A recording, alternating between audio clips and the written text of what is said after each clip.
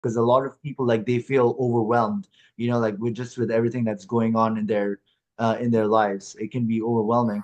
But my next question to you is like you talked about living below your means, right? Like in the bio when we were talking about it. So like in today's world, we have inflation, and like back then, before then, it was easier to live below your means because the wages were relatively closer to the income was closer to inflation. But now in the last 4 years, inflation has been a lot.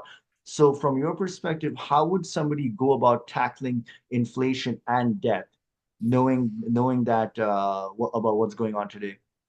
Yeah, and I'll admit, in this day and age, the way inflation's been, it's gotten harder than ever to do that. But with that said, it is still very, very achievable to live below your means, but it does require a lot of mindfulness, a lot of being conscious about your spending and building a budget for yourself and sticking to it. And I get that it's easier said than done at times. And as I had mentioned, I was at a point in time when I had just graduated with my undergraduate degree that I couldn't make the minimum payment with my student loans. So it's hard when you feel like you're living paycheck to paycheck to feel like you can get ahead. And this is where I would really encourage people to, okay, yes, be honest about your situation and the challenge that exists today.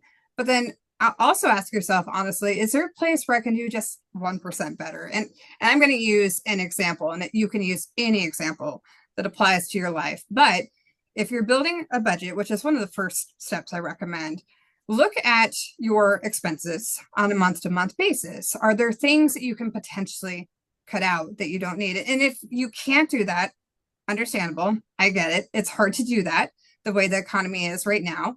So if that's not achievable, okay, then something else has to change. Maybe instead you get an increase in your income. Maybe it's either negotiating for a salary increase with your current employer, or maybe it's getting a new job entirely.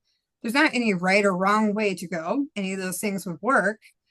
But if you're in a situation where potentially you can cut back, that's the other thing that can help. Maybe you cut back on a subscription that you're not using, Netflix or it's Amazon Prime or whatever. Doesn't A matter lot what of it people, is. that would be like so hard to get rid of Netflix. Like I totally agree that that's what's necessary to be successful, but it's just like it's like that addiction.